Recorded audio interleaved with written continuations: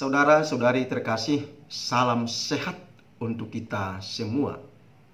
Kali ini, Unity in Diversity Mission akan menyampaikan satu perenungan dengan judul Nyinyir dan Kritik. Berdasarkan konstitusi, menyampaikan pendapat di muka umum dijamin oleh undang-undang. Pasal 28 Undang-Undang Dasar 1945 mengatakan kemerdekaan berserikat dan berkumpul, mengeluarkan pikiran dengan lisan dan tulisan, dan sebagainya ditetapkan dengan undang-undang. Tetapi kebebasan itu sering kebablasan. Menyampaikan pendapat di muka umum dipakai untuk menyerang pribadi dengan tujuan menjatuhkan reputasi seseorang. Akhir-akhir ini kita sering mendengar kata nyinyir, khususnya bagi mereka pegiat medsos. Sebelumnya kata nyinyir ini jarang kita dengarkan. Sebelumnya juga kata nyinyir ini tidak pernah diucapkan oleh banyak orang. Karena ingin tahu, saya mencoba googling arti kata nyinyir itu dan sekaligus dalam konteks apa diucapkan, serta orang-orang atau oknum yang disebut nyinyir. Saya menemukan beberapa paham dari kata nyinyir. Dalam Kamus Besar Bahasa Indonesia KBBI Online dikatakan suka mencela, mengomel, mengata-ngatai, banyak mulut, bawel, banyak cat. Refleksi saya pribadi tentang nyinyir adalah suka mengkritik orang lain secara terus-menerus dan mengulang-ulang secara pedas dan cenderung mempersalahkan orang lain. Sebenarnya kritik perlu untuk perbaikan ke depan, tetapi harus dengan fakta dan data, bukan berangkat dari kebencian dan informasi hoax yang diterima dan itu langsung dipakai untuk menyerang pribadi seseorang. Kritik perlu, tetapi harus dibarengi dengan tawaran solusi. Itu dong.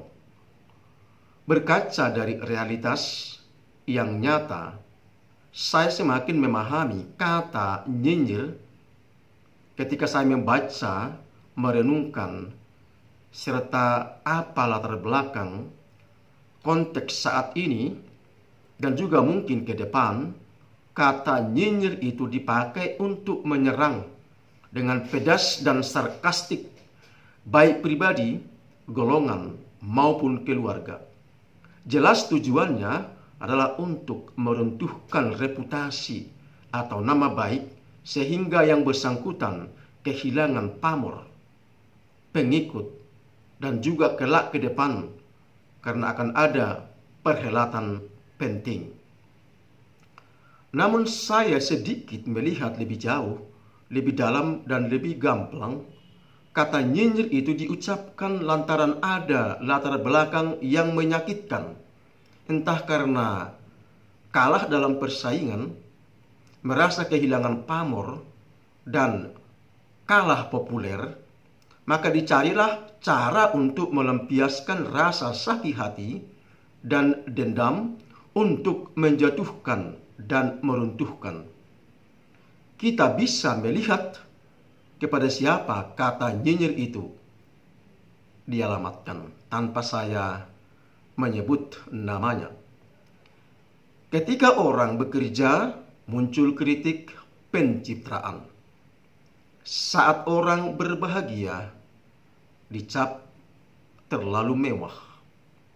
Ketika orang lain diam, dituduh pasif dan tidak peduli.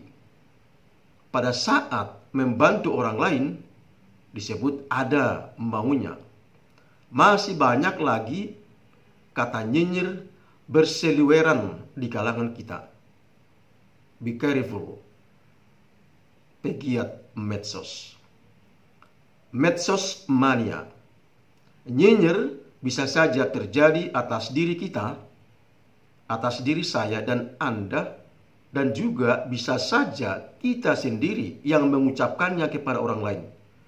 Atau kita sendiri menjadi pelaku nyinyir. Kita tukang nyinyir.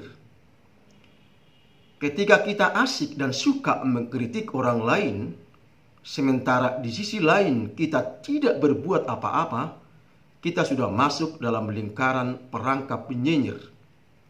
Ketika kita memfitnah orang lain dengan berita hoax tanpa data dan fakta, kita telah berperan bernyinyir. Ketika kita suka mempersalahkan orang lain, dibarengi dengan dasar kebencian, dan sampai memberitakannya di media sosial, itu juga disebut nyinyir gede. Maka medsos mania, sebelum kita menyinyir orang lain, lebih dahulu kita menyinyir diri kita sendiri. Sebelum kita menilai sesama, lebih baik kita lebih dahulu menilai diri kita sendiri. Jangan sampai diri kita dikuasai oleh keinginan untuk terus-menerus nyinyir, padahal kita belum tentu lebih baik dari orang yang kita nyinyiri itu. Salam damai dan sukacita, salam sehat, damai Indonesia. Tuhan memberkati kita semua.